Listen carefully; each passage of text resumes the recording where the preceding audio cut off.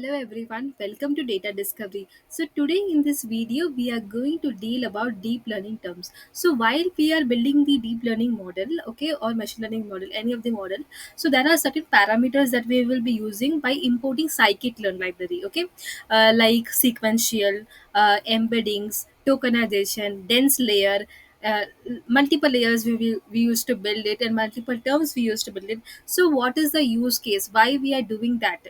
Okay, behind that terms, what behind whatever the architecture is there. So if we will on the scikit-learn official documentation, if we will go, then we will be getting the concept related to it, but still in the layman way we are going to describe in this video. So let's get started. So first we'll start with the sequential. Okay, we used to write in this term sequential in this bracket. And what is the sequential, why we are doing it? Sequential is nothing but in a container we are building a model step by step, like from one block to another block, third block, fourth block, like that we are building it. Like if we are building a layer of the cake, so first layer we will be building it, and second layer, and then third layer. So what is the first layer is usually an input layer, second layer is an LSTM layer, and third is an output layer. Deeply we will be learning in this video. Okay, what is this LSTM layer, what code it is, and what the, behind the scene what happens. Okay, this dense is nothing but a fully connected layer. We usually say FC, fully connected layer, in which every neuron is connected to each neuron in the next layer. It's usually used at the end of the model to make prediction. Like if for example we are doing any sentiment analysis, okay, over there we used to get it in positive or negative, 1 0 or 1 2 3. Okay, based on the sentiment analysis we used to find it. Like we can say whether it's a spam or not spam. It's a definitely a sentiment analysis we used to, from the text itself we used to analyze. So whether it's giving a positive result or negative result, if it's positive then it's one, like that we used to do it. So basically that's role is an output layer role, and that output layer role is completely managed by dense layer. Okay, embedding. Embedding from the word itself, you need to identify if you are dealing with any textual data. Okay, like usually in NLP we are dealing with the textual data. In that, from text to vector, if we are converting, okay, that's called as an embedding. The process is called as an embedding. Like this is used for text data. It converts word into number, even it's called as a vector, so the model can understand meaning. A model doesn't understand text. Model could able to understand only in vector format. So we need to convert it and then we need to train it. Think of it like giving each word a unique fingerprint that captures its sense and context. Like king and queen, it's almost a similar embedding because the meanings are related, but we used to give in a similar number so that it's related to each other, so the model could able to understand that is a relation between king and queen. Okay, so what is LSTM? For example, I'm going to the bank to deposit money. Okay, if for example, if I'm going to take this bank as a value, so bank is usually represent something related to financial terms, right? And even we can say it in a river bank also. But whether it is a financial terms or river bank, so how could I able to identify it? So by using the before and after terms, like I'm going to the bank, it means I'm going to deposit money, in which money and bank is quite later, so it will be definitely related to financial term. So financial term will be getting an highest number of rate. So this is a special kind of the layer that understands sequences like sentence, time series, or anything that comes in order. It remembers what came before, so it can understand the context, unlike normal layers. Like our machine learning terms, if a machine is learning something, you can use any decision tree, random forest, over there a certain architecture is there. But to understand a series form, a sequence or series form of the data, before and after, what's the data it is, so related to that the LSTM architecture is built. So for that we usually use LSTM. So LSTM is usually not only used in sentence or sequence or series term, even on a stock price prediction. So it will understand the previous stock, previous rate of the stock, and then it will identify the future rate. So this all are the example of LSTM. By using LSTM we can build the model. Okay. What is tokenizer? Tokenizer, it's nothing but, like if for example in a sentence we are having a huge amount of sentence, so it at a time if I will be giving in a sentence, if I will be giving a 10 words, you couldn't able to remember one by one, I need to say.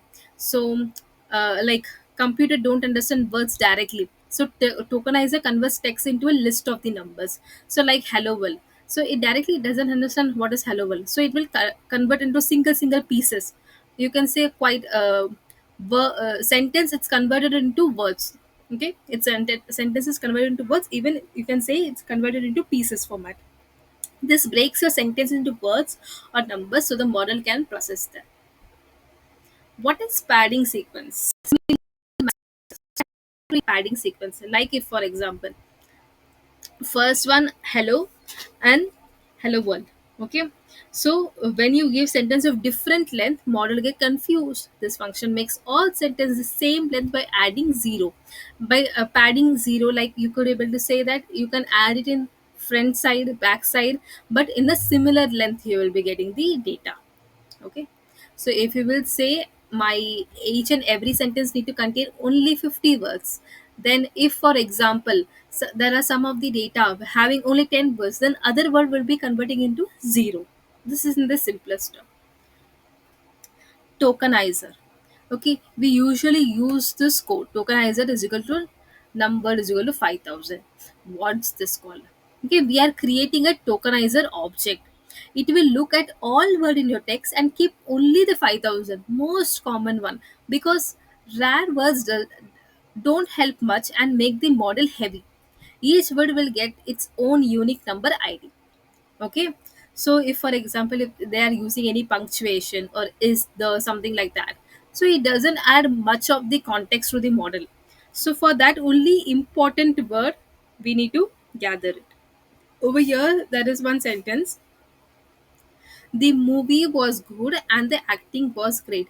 Like if for example the was, again and again it got repeated, and is will be punctuation, so that all things will be removed. It usually used to make the sentence, but it doesn't give the context to the model for it. So for that we will be removing it, and most important token we used to keep it in. Okay, so as per the data you need to identify how much number of tokens that you need to keep it and all. Usually token for every means from the sentence, for every word there will be some unique identification. For example, the is represented in one vector. One is nothing but a vector. Two is nothing but a vector. So movie is represented in two. Okay, now we'll start with this model creation. So we usually build this type to build any of the deep learning model. Okay, so what is this? Like usual we have done with the sequential. So in the very first, what is sequential? It's sequential is nothing but an we're creating a layer. So first we will create an input layer, LSTM layer, and an output layer. So what this called? This is an input layer, this is an LSTM layer, and this is an output layer. And output layer, I already mentioned, output layer is nothing but a dense layer. Over there we used to do an sentiment analysis. It's nothing but an output layer. What's an output? We need to get it.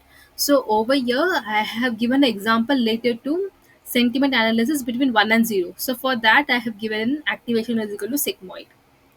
Okay, so let's start with an input layer. Model dot add embedding input dimension is 5000, output dimension one, input 128, and input length is equal to 200. So what this input dimension called? You told that model there are 5000 unique words in your vocabulary. You need to take 5000 unique words in your vocabulary. No repetitive word. Because of that the model get very uneasy to predict it. Okay, and it get confused between if the word is repeating again and again. Output dimension is equal to 128. So this word is not determined every time you need to take this similar model, a similar number or something like that. So this all are the terms we usually use to build a model.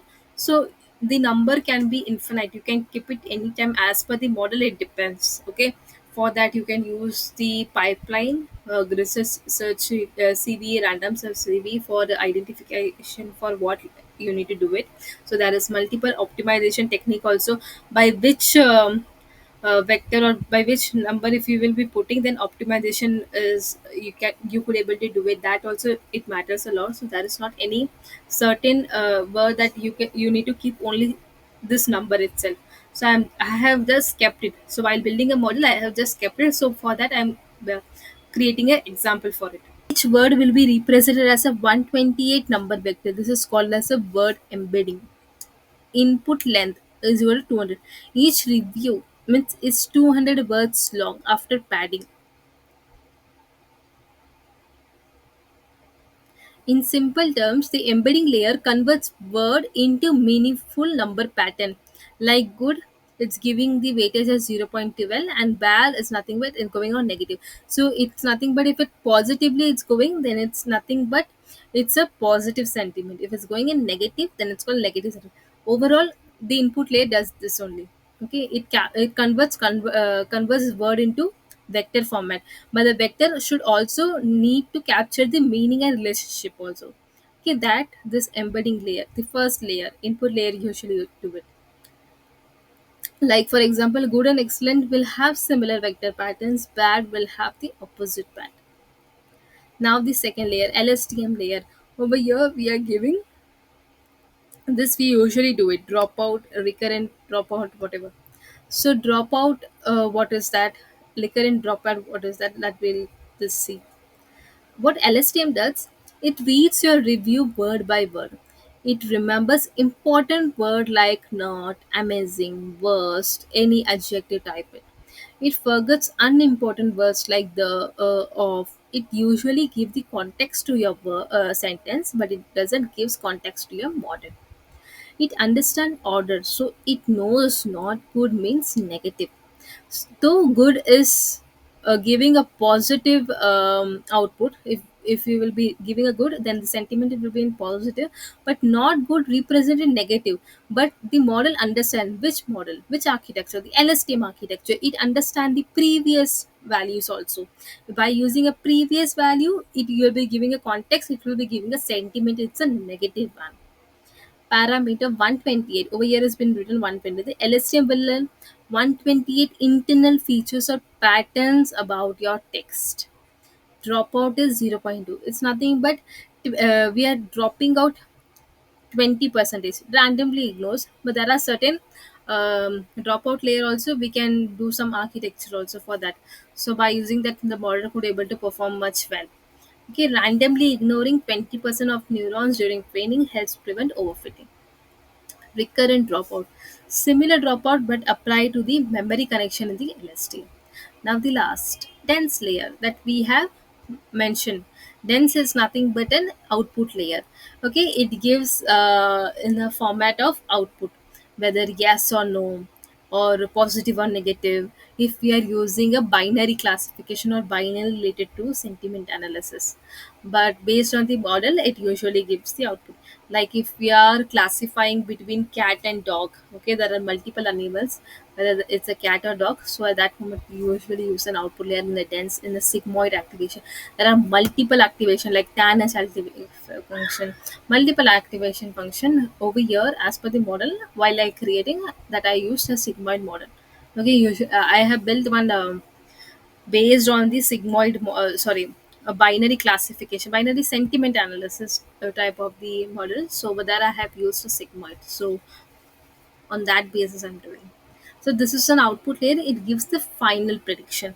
Like parameter dense, one output neuron used for binary classification, two outcomes. Activation is a sigmoid, converts the output to value to 0 to 1. Okay, ranges between goes to 0, then it's positive. If it ranges till 1, then it's called as a negative. Like score, like over here, 0.9 to 0.1. Embedding learning the model of each word. LSTM understands the sentence like a human reader, then give the output opinion, positive or negative. So this is the complete term, not a complete term. There are most valuable term that every time during building a model, this term comes again and again. And inside that, we used to do permutation and combination. We used to develop some other architecture to create to build a model, a very good model, a very efficient model. So for that, we used to keep do on architecture, we do go on with the research. But this is the most important term in every model we usually use.